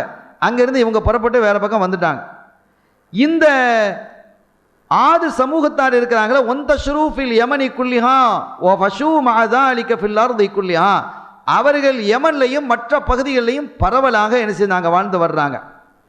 ஹத்தா நஸல ஜீரூன் இப்னு சஅத் இப்னு ஹத்தா நஸல ஜீரூன், ஜீரூன்கிற இடத்துல போய் அவங்க கடைசியில் என்ன செஞ்சாங்க, எல்லாரும் ஒன்று கூடி தங்கினாங்க. அந்த ஜீரூன் தான் இரமதாத்தில் ஐமாதுன்னு பேர். அல்லாஹ் தஆலா அதையும் குர்ஆனில் சொல்கிறான். அந்த வரலாறுகளை இன்ஷா அல்லாஹ் வாய்ப்பு கிடைத்தால் நம்ம பின்னால் சொல்ல இருக்கோம். இரமதாத்தில் ஐமாதுங்கிறது ஒரு பெரிய பிரம்மாண்டமான தூண்களை உடைய ஒரு ஊர் இரம் என்று அல்லாஹ் குறிப்பிடுகிறான். நம்ம சில இடங்களில் பார்த்தா அந்த மதுரை நாயக்கர் மகான்லாம் நம்ம இருக்குது, பெரிய தூணாக இருக்கும், ரொம்ப பிரம்மாண்டமான தூண், ஒரு ஆள்லாம் கட்டி பிடிக்க இயலாது, 2-3 பேர் சேர்ந்து பிடிக்கணும், அவ்வளோ பெரிய தூண் இருக்கும். ஆனால் அதையெல்லாம் தாண்டிய அந்த காலத்தில் ஒரு பெரிய கட்டிடங்களை என்ன செஞ்சுருக்கிறாங்க, எழுப்பியிருக்கிறாங்க. மிகப்பெரிய பிரம்மாண்டமான கட்டிடங்களை எழுப்பியிருக்கிறாங்க. அல்லாஹ்வே குர்ஆனில் சொல்லக்கூடிய அளவுக்கு இருக்குதுன்னா அவங்க எந்த அளவுக்கு அந்த மாதிரி கட்டிடங்களை கட்டியிருப்பாங்க. கட்டட கலைகளில் ரொம்ப ஆது சமூகத்தார் ரொம்ப உயர்ந்த நிலையில் இருந்தாங்க. மிகப்பெரிய இன்ஜினியர்லாம் இருந்தாங்க. இன்றைக்கு உள்ள இன்ஜினியர்கள் என்ன, அந்த காலத்தில் பெரிய பெரிய இன்ஜினியர்லாம் இருந்திருக்கிறாங்க. நம்ம இந்த சிறு பள்ளி பெரிய பள்ளிலாம் சிறிய பள்ளியில் பார்த்தோமா இல்லையா, அதை உடைக்கிறதுக்கு என்ன பாடுபட்டாங்க. சிறு பள்ளியை உடைச்சி கட்டணுங்கிறதுக்காக அதை உடைக்கணுங்கிற வரும் பொழுது அவன் திகைச்சு போயிட்டான். அந்த இன்ஜினியர்கள்லாம் திகைச்சு போயிட்டானோ, இவ்வளோ சிரமப்படும் நாங்கள் நினைக்கல அப்படின்னா. ரொம்ப கஷ்டப்பட்டாங்க அதை உடைக்கிறது. அவ்வளோ பெரிய திறமையான கட்டிடங்களை எல்லாம் கடந்த காலத்தில் கட்டினாங்க. அந்த முகல் பேரரசர்கள் நம்ம சொல்கிறோமா இல்லையா, அவர்கள் கட்டியிருக்கக்கூடிய எத்தனை வகை வகையான கட்டிடங்கள். அல்லாஹ் சொல்லக்கூடியது இரமதாத்தில் ஐமாத், பிரம்மாண்டமான தூண்களை உடைய இரம் என்று குறிப்பிடுகிறான். அப்போ அதை பற்றி அவர்கள் அது சம்பந்தமான அதெல்லாம் அஹகாஃப்ங்கிற பகுதியில் அது இருந்தது. அவர்களும் என்ன செய்தார்கள், அவர்களுக்கு அனுப்பப்பட்ட நபியை பொய்யாக்கினதின் காரணத்தினால் அவர்களும் அழிக்கப்பட்டார்கள் என்று குறிப்பிடப்படுகிறது. சரி, இப்போ ரஸ் இந்த கிணறு என்று சொன்னால் அது எங்கே இருந்தது? சரி, நான் இப்னு அப்பாஸ் ரலியல்லாஹு தஆலா சொன்னாங்க, ஆதர்பீஜான் இருக்கு இல்லையா, அந்த ஆதர்பீஜானில் தான் அந்த கிணறு இருக்கிறது, அந்த ஏரியா இருக்குது. இக்ரிமா ரலியல்லாஹு தஆலா சொல்கிறாங்க, ரஸ்ஸுங்கிறது ஒரு பேர், ஒரு கிணறு. ரஸ்ஸு ஃபீஹா நபியஹும், அந்த அஸாபுர் ரஸ் அந்த கிணற்று வாசிகள் இருக்கிறாங்களே, அவர்கள் என்ன செய்வார்கள், அவர்களிடத்தில் வரக்கூடிய எந்த நபியாக இருந்தாலும் கொலை செஞ்சு அந்த கிணத்துக்குள்ளே தள்ளிடுறது. அதுக்கு தான் அந்த கிணறையை வச்சிருக்கிறான். நபிமார்களை கொலை செஞ்சு உள்ளே தள்ளுறதுக்கென்று ஒரு கிணறை வைத்திருந்தார்கள் என்று அவர்கள் குறிப்பிடுகிறார்கள். சையதுனா அபூபக்கர் முஹம்மது இப்னு ஹசன் ரலியல்லாஹு தஆலா, நக்காஷ் ரலியல்லாஹு தஆலா அவங்க குறிப்பிடுறாங்க, இந்த அஸாபுர் ரஸ் என்று சொல்லக்கூடிய இந்த கிணற்று வாசிகள் இருந்தாங்களே, அவங்களுக்குன்னு ஒரு கிணறு இருந்தது. ஆரம்பத்தில் அது எப்படி இருந்துங்கன்னா, தர்வீஹிம் வ தக்ஃபீ அர்லஹும் ஜமீஅன், அவங்களுக்கு அது தேவையான அளவுக்கு தண்ணீரை தந்துக்கிட்டே இருந்தது. அந்த கிணறு வற்றவே செய்யாது. அது ஆடையிலையும் கோடையிலையும் சரிதான், பரக்கத்தான தண்ணீர், இனிமையான நீர். அந்த தண்ணீரை கொண்டு தங்களுடைய தோட்டம் துறவுகளுக்கெல்லாம் நீர் பாய்ச்சுவாங்க, தங்களுடைய மிருகங்களுக்கெல்லாம் தாகத்துக்கு கொடுப்பாங்க, தாங்களும் குளிப்பாங்க, குடிப்பாங்க. எல்லாத்துக்கும் அந்த ஒரு கிணறு போதுமானதாக இருந்தது. அவ்வளோ பெரிய சிறப்பான ஒரு அற்புதமான நீரூற்றாக அல்லாஹ் தஆலா அதை வைத்திருந்தான். வகான லஹும் மலிக்குன் ஆதிலுன் ஹசனு சியரா, அவங்களுக்கு ஒரு அரசர் இருந்தான். அந்த அரசர் எப்படின்னு கேட்டால் நீதமான நேர்மையான அரசர், நல்ல குண ஒழுக்கங்கள் உள்ளவர், நல்ல சீரத்து உள்ளவர், நல்ல நடவடிக்கைகள், நல்ல பண்பான ஒரு நபி இருந்தான், ஒரு அரசர் இருந்தான். அந்த அரசர் மிக அருமையான முறையில் அந்த பகுதியை ஆட்சி செய்து கொண்டு வந்தார். மக்கள்லாம் அவருடைய அந்த குணநலங்களையும் பார்த்து, பண்பாக நடக்கக்கூடியதை பார்த்து எல்லாரும் அவர் மேலே பிரியம் வச்சிருந்தாங்க. நீதமான நேர்மையான ஒரு ஆட்சி. இந்த கிணறு இருப்பதின் காரணத்தினால் தண்ணீரினுடைய வளம் எல்லா நிலைகளும் பரக்கத்தாக இருக்கிறதுனால எல்லாமே செழிப்பாக இருந்தது. எவ்வளோ பெரிய கோடையாக இருந்தாலும் தண்ணீர் தாராளமாக இருந்து கொண்டிருந்தது. அதனால் உணவுப் பொருட்களுக்கோ பழங்களுக்கோ விவசாயத்துக்கோ எந்த விதமான பஞ்சமும் இல்லை. அப்படிப்பட்ட நிலையில் அதே மாதிரி அரசரும் நீதமான நேர்மையான அரசராக இருந்ததின் காரணத்தினால் ஒரு நல்ல ஆட்சி அங்கே நடந்து கொண்டிருந்தது. மக்கள் எல்லாம் அந்த அரசரை ரொம்ப நேசிக்க ஆரம்பித்தாங்க. என்ன இருந்தாலும் மௌத்து வந்துட்டா என்ன செய்யறது, மன்னர் மௌத்தாயிட்டார். வஜது அலைஹி வஜதன் அதீமா, ரொம்ப மக்கள்லாம் ரொம்ப துக்கித்து போயிட்டாங்க, கவலையாக போயிட்டாங்க. இப்படி ஒரு அரசரை நம்ம இழந்துட்டோமே அப்படின்ட்டு என்ன செஞ்சிட்டாங்க, ரொம்ப வேதனையாக போயிட்டு ரொம்ப கஷ்டமான ஒரு நிலைக்கு வந்தார்கள். இப்போ தான் இப்லீஸ் வேலை செய்கிறான். அவர் அடக்கியாச்சு. திடீர்னு ஒரு நாள் அந்த அரசர் முன்னால் வந்து நிற்கிறார். என்னப்பா எப்படி இருக்கிறீங்க? அரசே நீங்களா? ஆமாம் நான் தான். நான் என்ன செஞ்சேன்? நான் ஒன்றும் மௌத்தாக இல்லை. நான் என்ன செய்யலப்பா, நான் தகையபுத்து அன்கும் ஹத்தா அரா சனியாக்கும், நான் இல்லாத சமயத்தில் நீங்கள் எப்படி நடந்துக்கிறீங்க அப்படின்னு பார்க்குறதுக்கு நான் மௌத்தான மாதிரி நடித்தேன் அப்படின்னு இந்த அரசர் சொல்கிறார். அரசர் இல்லை, அரசருடைய தோற்றத்தில் இப்லீஸ் வந்திருக்கிறான். இப்லீஸ் என்ன செஞ்ச, அந்த மக்களையெல்லாம் வழிகெடுக்கணும். இதுதான் ஒரு எங்கே ஒரு லூப் கிடைச்சாலும் ஒரு இடைவெளி கிடைத்தாலும் அதில் நுழையக்கூடிய ஆற்றல் படைத்தவனா இப்லீஸ் இருக்கிறதுனால அவன் என்ன செஞ்சான், அந்த அரசனுடைய தோற்றத்தில் வந்தான். இன்னைக்கு பெரிய இப்லீஸுகள்லாம் பல தாயிகள் அழைப்பாளர்கள்ங்கிற தோற்றத்தில் இருக்கிறாங்களா இல்லையா? நம்ம நினச்சிட்டு இருக்கிறோம் அவங்களாம் அழைக்கிறாங்க, குரான் ஹதீதின் பலியின் பிரகாரம் அழிக்கிறாங்க. குரான் ஹதீதின் பலம் அழிக்கப்படுது. எங்கே அழைக்கப்படுது? நரகத்துக்கு. துஆத்தும் மின் அபுவாபில் ஜஹன்னம், நரகத்தினுடைய வாசலில் இருந்து பல அழைப்பாளர்கள் உங்களை அழைத்து கொண்டு இருப்பார்கள் ஸல்லல்லாஹு அலைஹி வஸல்லம் சொல்கிறாங்க. அந்த மாதிரி அழைப்பாளர்கள் இன்றைக்கி நிறைய உருவாகிட்டாங்க. ஜன்னத்தினுடைய வாசலிருந்து அழைக்கக்கூடியவர்கள் நம்முடைய இமாம்கள், நாதாக்கள், அவுலியாக்கள், அவங்கெல்லாம் ஜன்னத்தினுடைய வாசலில் அழைச்சாங்க. இவங்கெல்லாம் ஜஹன்னமுடைய வாசலிருந்து அழைக்கக்கூடிய அழைப்பாளர்கள் நிறைய உருவாகிட்டாங்க.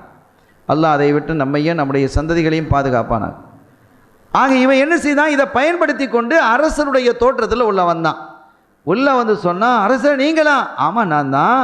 வகால இன்னி லம் அமுத், நான் சாவ இல்லைப்பா. ஒலாக்கின் தகையபத்து அன்கும் ஹத்தா அரா சனியாக்கும், நான் இல்லாத சமயத்தில் நீங்கள் எப்படி இருக்கிறீங்க அப்படிங்கிறதுக்காக நான் மறைஞ்சிருந்து நான் பார்த்தேன். நீங்கள் நல்லா இருக்கீங்களா இல்லையா? நானும் மனுஷன் தானே, மூத்தாயிட்டா நீங்கள் எப்படி இருப்பீங்க அப்படிங்கிற. உண்மையிலே மௌத்தாயிட்டாரு. நான் மௌத்தாயிட்டா நீங்கள் எப்படி ஒழுங்காக இருப்பீங்களா, கட்டுப்பாடோடு இருப்பீங்களா, ஒழுக்கத்தோடு இருப்பீங்களா, நீதி நேர்மையோடு நடந்துக்கிடுவீங்களா அப்படிங்கிறதெல்லாம் பார்க்கறதுக்காக வேண்டி தான் நான் என்ன செஞ்சேன், நான் மறைந்து இருந்தேன் என்று சொல்லிட்டு, சரி பிரச்சனை இல்லை, இப்போது நீங்கள் என்ன செய்யுங்க, இப்போ நான் உங்களுக்கு வந்துட்டு உங்களுக்கு சந்தோஷம் தானே? இதை விட எங்களுக்கு என்ன சந்தோஷம் இருக்கும்? உங்களை பார்த்தா எவ்வளோ சந்தோஷமாக இருக்குது, எவ்வளோ நாங்கள் கஷ்டப்பட்டு போயிட்டோம், நாங்களும் எங்களுடைய மக்கள்லாம் எவ்வளோ துன்பப்பட்டு போயிட்டோம், இப்படிப்பட்ட ஒரு நிலை வந்ததே. சரி இனிமேல் நான் என்ன செய்ய, எனக்கு உங்களுக்கு மத்தியில் ஒரு திரையை நீங்கள் ஏற்படுத்தணும். அந்த திரைக்கு பின்னால் இருந்து நான் உங்களுக்கு கட்டளைகளை சொல்லிக்கிட்டே இருப்பேன், அந்த மாதிரி நீங்கள் செயல்பட்டு கொண்டு இருக்கணும் என்று என்ன செஞ்சான் அவன் சொல்லிட்டான். அதே மாதிரி ஒரு திரை ஏற்படுத்தப்பட்டது. என்ற ரொம்ப நேரத்துக்கு அப்படி இருந்துகிட்டு நம்முடைய வேஷம் கலைஞ்சிருமேங்கிறதுக்காக வேண்டி அந்த திரையை ஏற்படுத்த சொல்லியிருக்கலாம். அருமையானவர்களே, இது கடைசி அவன் என்ன செஞ்சிட்டான், கொஞ்சம் கொஞ்சமாக அப்படி சொல்லி அவங்க மேலே இருக்கக்கூடிய அந்த நம்பிக்கையை தப்பாக பயன்படுத்தி, இப்போ அப்படி தான் நடந்துக்குது. ஒரு தலைவர் வந்துடுவார், அவர் வந்துட்டால் அவர் மேலே நம்பிக்கை வந்துடும். இனி அவன் என்ன சொல்கிறானோ அதெல்லாம் கேட்பான். ஆனால் நாங்கள் யாரையும் பின்பற்ற இல்லைம்மா, நாங்கள் யாரையும் பின்பற்ற மாட்டோம். நாங்கள் என்ன தான் பின்பற்றுறோம், குரானையும் ஹதீதையும் தான் பின்பற்றுறோம். அதுவும் குரானையும் ஹதீதையும் சையான ஹதீதை தான் பின்பற்றுறோம். எல்லாம் சையான ஹதீதையும் பின்பற்றுறீங்களா? இல்லை, அறிவுபூர்வமான ஹதீதை தான் நாங்கள் பின்பற்றுறோம். இதெல்லாம் யார் சொல்கிறா? அவன் சொல்கிறான், அவனை தான் பின்பற்றிக்கிட்டு இருக்கிறான். அவனுக்கே நம்ம யாரை பின்பற்றுறோம் பின்பற்ற இல்லைங்கிறது அவனுக்கு தெரியல. அவனே இன்னொரு ஆளை பின்பற்றிக்கிட்டு அந்த அளவுக்கு அவங்க என்ன மூளைச்சலவை செய்யப்பட்டுருச்சு. இவன் யாரையும் பின்பற்ற இல்லைங்கிறத இப்போ நம்ம கூட இமாம்களில் 2 கருத்து வேறுபாடுகள் இருக்கும்போது ஒரு இமாமை விட்டுட்டு இன்னொரு இமாமை நம்ம பின்பற்றுறோம். அப்படி பின்பற்றுவதற்கு மற்ற இமாம்கள் நமக்கு அனுமதிச்சிருக்கிறாங்க. இப்போ ஒரு பெண்ணை தொட்டால் உது முறியும் ஷாஃபி மதஹபில், ஹனவி மதஹபில் முறியுமா? முடியாது. நம்ம உம்ராவுக்கு ஹஜ்ஜுக்கு போயிருந்தால் எந்த மதஹபில் நம்ம மாறிக்கிறோம்? ஹனவி மதஹபில் மாறுறோமா இல்லையா? அப்படி மாறுவதற்கு ஷாஃபி மதஹபினுடைய இமாம்கள் அனுமதிக்கிறாங்களா இல்லையா? அனுமதிக்கிறாங்க. அப்போ இதெல்லாம் இந்த மதுஹபுக்கு உள்ளே இருக்கக்கூடிய அற்புதமான ஒரு சூழல். இது இந்த சமூகத்திற்கு எது கைரோ அதுதான். இதுதான் இன்னத்தீன யுஸ்ருன், மார்க்க லேசுங்கிறது. அருமையான பெருமக்களே, யாரையுமே பின்பற்ற மாட்டோம். அது யாராக இருந்தாலும் சரிதான், நாங்கள் பின்பற்ற போகிறது இல்லை. எங்களுக்கு குரானும் சரியான ஹதீஸ் தான் அப்படின்னு சொல்லிக்கிட்டு, சரிப்பா குரானும் ஹதீஸ்ன்னு சொல்கிறியப்பா, இப்படி கையை கட்டுறிய ஒரு ஹதீஸை காட்டேன்னு சொன்னால் அது தெரியாது. அவன் கட்ட சொன்னால் கட்டுறான், தொப்பியை போட சொன்னால் போடுறான், தொப்பியை கலட்டுனா கலட்டுறான், இப்போ போட சொல்கிறான் போடுறான். எந்த மாதிரி இருக்குது? விரலை அசைக்க சொன்னால் அசைச்சான், அசைக்காதே அப்படின்னு சொன்னால் அசைக்க இல்லை. உலகம் முழுவதுக்கும் ஒரு பிறண்டான், அதுக்கு ஒரு பிற இல்லைண்டான். எதை சொன்னாலும் கேட்பதற்கு அவங்க என்ன செஞ்சாங்க? ஒரு கூட்டம் தயாராகிடுச்சா இல்லையா? இந்த மாதிரி அந்த மக்கள் தயாரானாங்க. ஆஹா, தங்களுடைய தலைவன் இப்லீஸ் தாங்கிறது அவங்களால உணர முடியல. கொஞ்சம் கொஞ்சமாக சொல்லி அவன் என்ன செய்ய, தன்னை வணங்க சொன்னான். இவனும் சொன்னாலும் ஆச்சரியம் இல்லை, தன்னை வணங்க சொல்லிட்டான். இனி மக்கள்லாம் என்ன செய்யுங்க, வணங்க ஆரம்பிச்சிட்டாங்க. அவனுக்கு சுஜூது செய்ய ஆரம்பித்தாங்க. வணக்கம் நடக்க ஆரம்பித்தது. ரப்பாக, இறைவனாக ஏற்றுக்கொள்ளக்கூடிய ஒரு சூழல் உருவாயிடுச்சு.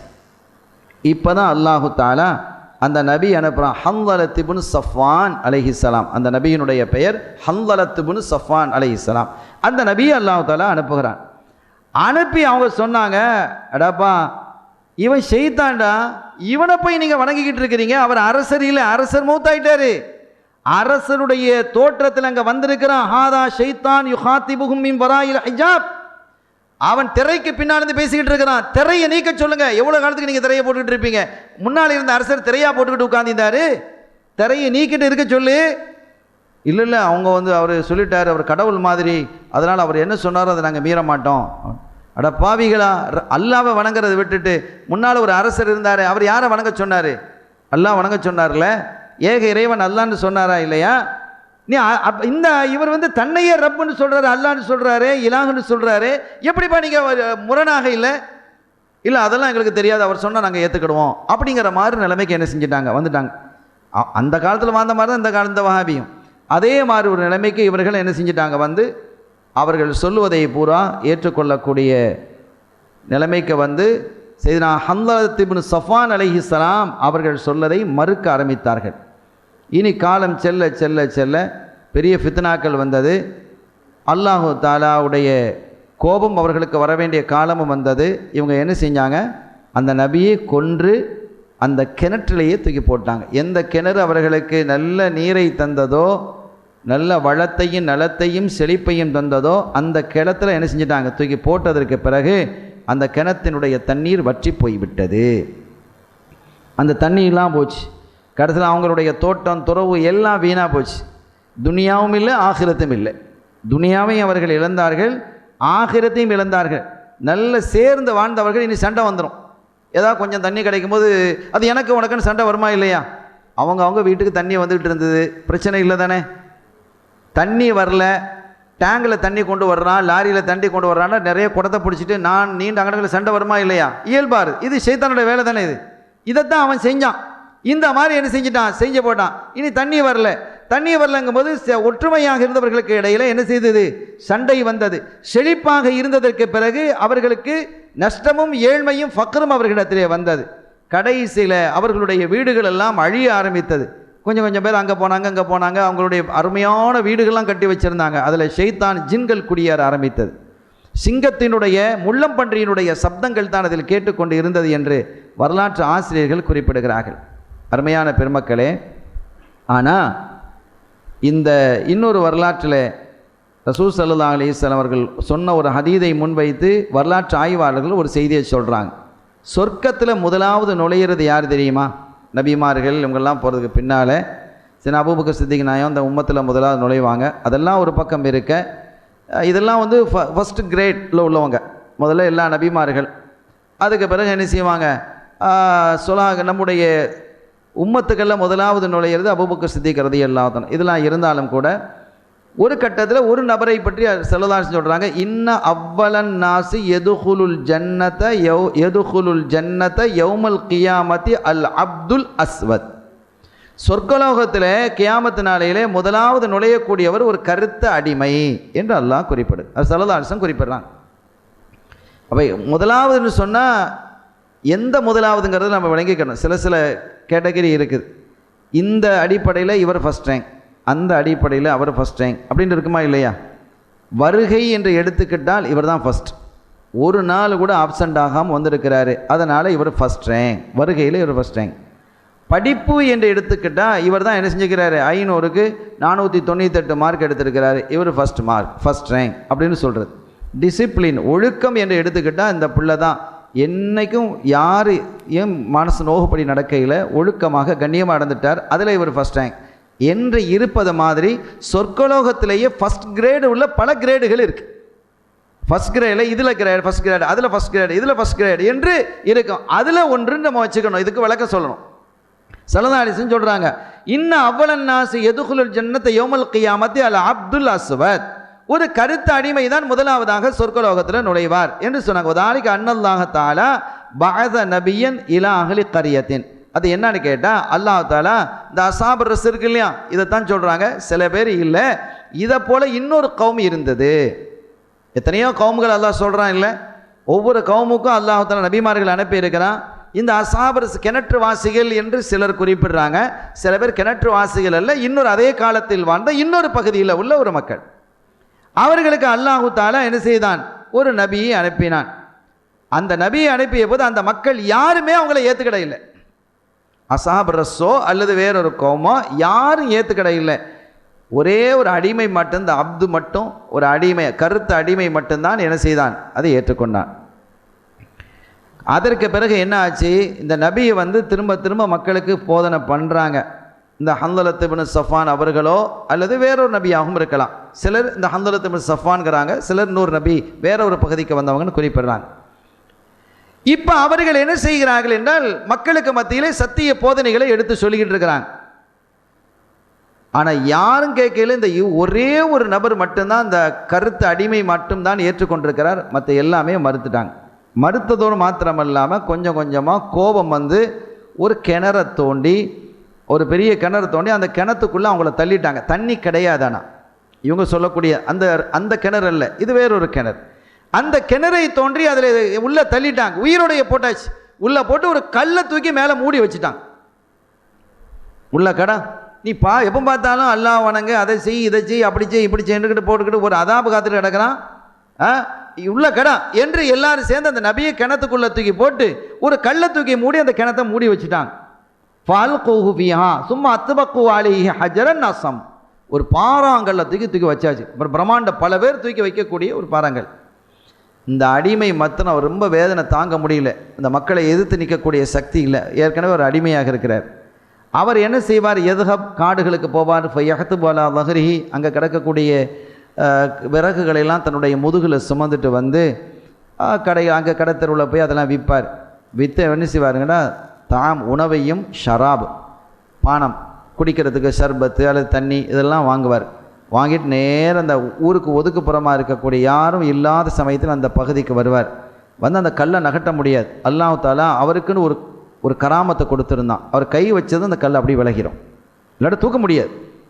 ஒரு சாலியான மனிதனாக இருந்ததின் காரணத்தினால் அந்த கையை வைத்ததும் அப்படியே என்ன செய்ய விடுது, அது அப்படியே விலகி விடுகிறது.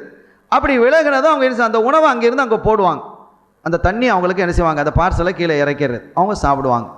அதுக்கு பிறகு கை வச்ச உடனே அந்த என்ன செஞ்சிடும், அந்த பாறை மூடிக்கொள்ளும். இப்படி பல நாட்களாக அவங்க செஞ்சுக்கிட்டே இருந்தாங்க. ஒரு நாள் இப்படி செய்கிறாங்க அப்படிங்கிறது, இப்படி நடந்துக்கிட்டு இருக்குது அப்படிங்கிறது மக்களுக்கும் தெரிய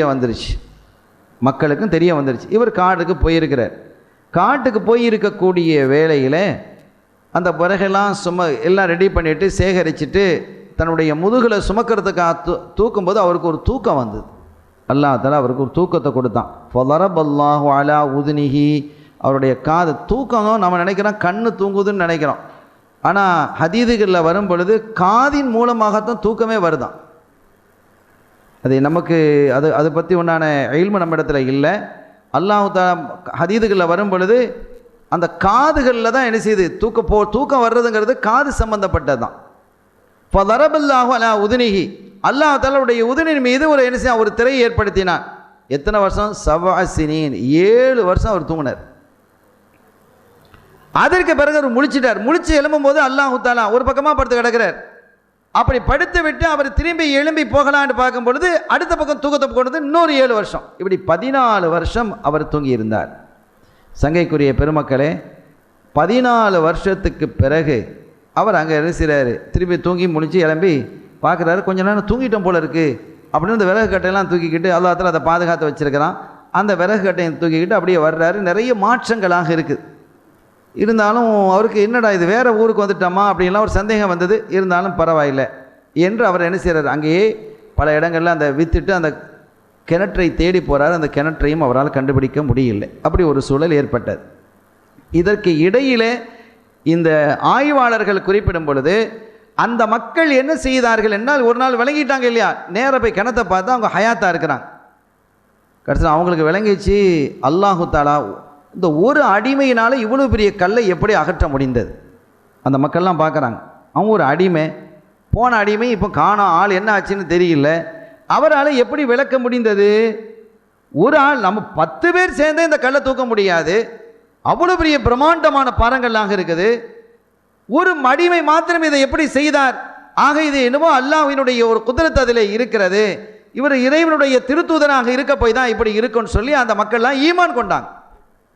அங்கே உள்ளே போய் அந்த நபியை வெளியில் எடுத்து அவங்க கேட்டாங்க, அந்த அப்தை எங்கப்பா, அந்த அப்துல் அஸ்வதை எங்கே என்று கேட்டால் அவங்க சொன்னால், காணோம், ஒவ்வொரு நாளும் வருவார், இப்போ கொஞ்ச நாள் ஆளை காண இல்லை, எங்கே போனாருன்னு தெரியல. அதான் 14 வருஷம் ஆச்சு, 14 வருஷம் மேலே தூங்க போட்டுருக்குது, அவர் தூங்கிட்டு கிடக்கிறார் காட்டுகளில், அவர் எங்கே போனார்னு எங்களுக்கு தெரியலை என்று சொன்ன பிறகு அவர் தான் ஒவ்வொரு நாளும் எங்களுக்கு கொண்டு வந்து உணவு தர்றார். இது எங்களுக்கு பின்னால் தான் தெரிய வந்தது, உங்களுக்கு உணவு தர்றாருங்கிறது எங்களுக்கு பின்னால் தெரிய வந்து தான் நாங்கள் வந்து என்ன செஞ்சோம், உங்களை பார்க்க வந்தோம் நபியே, இப்போ நாங்கள் விளங்கிக்கிட்டோம், நாங்கள் செஞ்சது தப்பு, இந்த மாதிரி கிணறு தோண்டி உள்ள தள்ளினது கொண்டது எல்லாமே அது குற்றங்கிறத விளங்கிக்கிட்டோம், நீங்கள் எங்களுக்கு நேர்மையான வழியை காட்டுவதற்காகத்தான் நீங்கள் வந்திருக்கிறீர்கள், சத்தியத்தை சொல்ல தான் நீங்கள் வந்திருக்கிறீங்க, ஆனால் நாங்கள் அதை புரியாமல் ஒரு தப்பான ஒரு வழியை நாங்கள் தேர்ந்தெடுத்து கொண்டோம், எங்களை மன்னிச்சிடுங்க என்று சொல்லி எல்லாரும் என்ன செய்யாங்க, அந்த பகுதியில் உள்ளவர்கள் எல்லாம் இஸ்லாத்தை ஏற்றுக்கொண்டார்கள் என்று ஒரு வரலாறு வருது. இப்போ இந்த இடத்துல அறிஞர்கள் சொல்லும் பொழுது இது அஸ்ஹாபுர் ரஸ் கிடையாது, கிணற்றுவாசிகள் இவர்கள் அல்ல. கிணற்றுவாசிகள் நம்ம முதல்ல சொன்னோமா இல்லையா, அவர்கள் தான். அந்த கிணற்றுவாசிகளை எல்லாம் அல்லாஹ் அழித்து விட்டதாக சொல்கிறான்.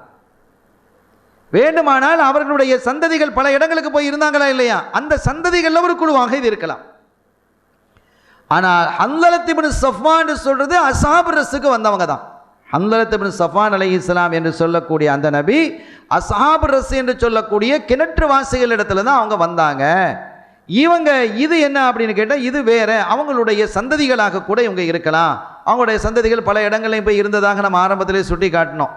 ஆக அப்படிப்பட்டதாக இது இருக்கும் அன்றி, ஏன்னா அஸ்ஹாபுர் ரஸ் எல்லாமே அழிக்கப்பட்டதாகத்தான் அல்லாஹ் சொல்கிறான். இவங்க ஈமான் கொண்டதாக வரும் பொழுது இது வேறு வரலாறு, அந்த வரலாறையும் இந்த வரலாறையும் குழப்பக்கூடாது, அது அல்ல இது என்று அந்த ஆய்வினுடைய தீர்வை செய்யக்கூடிய அறிஞர்கள் குறிப்பிட்டு காட்டுகிறார்கள். அப்போ அந்த அடிமை, அப்படிப்பட்ட அடிமை தான் ஸல்லல்லாஹு அலைஹி வஸல்லம் சொல்கிறாங்க, இன்ன தாலிகல் அஸ்வத ல அவ்வலு மை யதுகுலுல் ஜன்னா, அந்த அடிமை முதலாவதாக சொர்க்கம் போவார் என்று அந்த அடிமைக்கு சிறப்பம்சத்தை கண்மணி நாயகம் ஸல்லல்லாஹு அலைஹி வஸல்லம் கொடுத்துருக்கிறாங்க.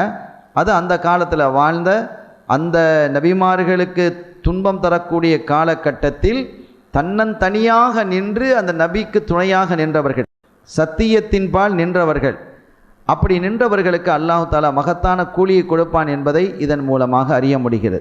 அருமையானவர்களே, இது குர்ஆன் சொல்லக்கூடிய அஸ்ஹாபுர் ரஸூலுடைய வரலாற்றினுடைய தஃப்சீரினுடைய விளக்கங்கள்.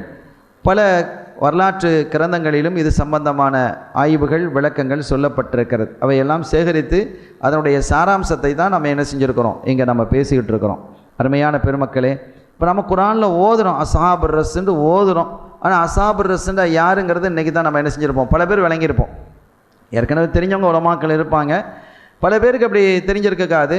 அதே மாதிரி ஹன்லலத் இப்னு சஃப்வான் ஒரு நபி இருந்தாங்க, எத்தனையோ நபி இருந்திருக்கு, 1,24,000 நபிமார்களில் அவங்களோட பேர்கள் எல்லாத்தையும் நமக்கு சொல்ல முடியாது.